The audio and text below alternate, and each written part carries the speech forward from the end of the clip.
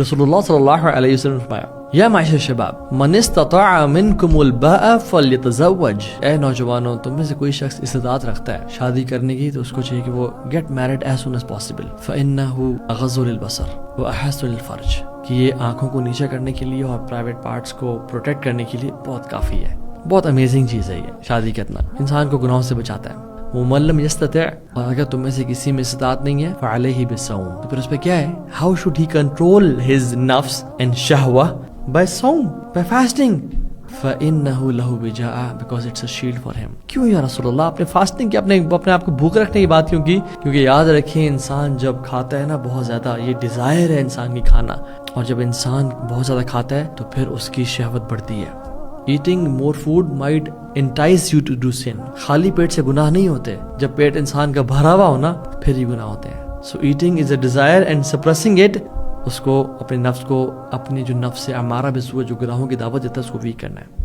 اور یاد رکھیں ابن القیم کہتے ہیں کہ 3 خواہشات انسان میں بہت زیادہ بھری ہوتی ہیں، اور جو ان تینوں کو کنٹرول کر لیتا ہے وہ اپنے نفس کو کنٹرول کر لیتا ہے، ایٹ، سلیپ اینڈ سیکس۔ اور ان سب میں سے وہ کہتے ہیں کہ ایٹنگ سب سے اوپر کی چیز ہے، سب سے مشکل چیز ہے۔ جو انسان اپنے کھانے پہ کنٹرول کر سکتا ہے وہ سلیپ پہ بھی کنٹرول کر لے گا، اور the desire to have temptations and desire بھی کنٹرول کر لے گا۔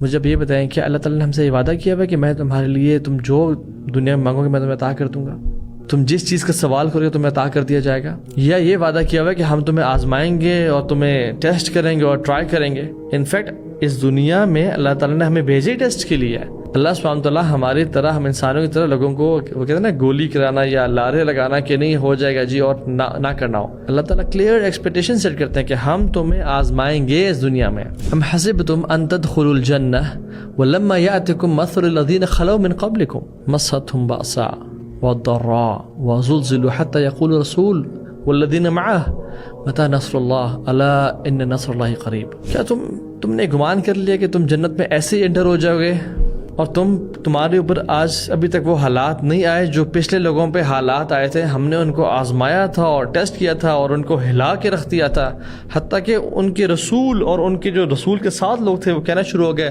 متى نصر اللہ، اللہ کی مدد کہاں پہ ہے؟ تو جان لو اللہ کی مدد بڑی قریب ہے۔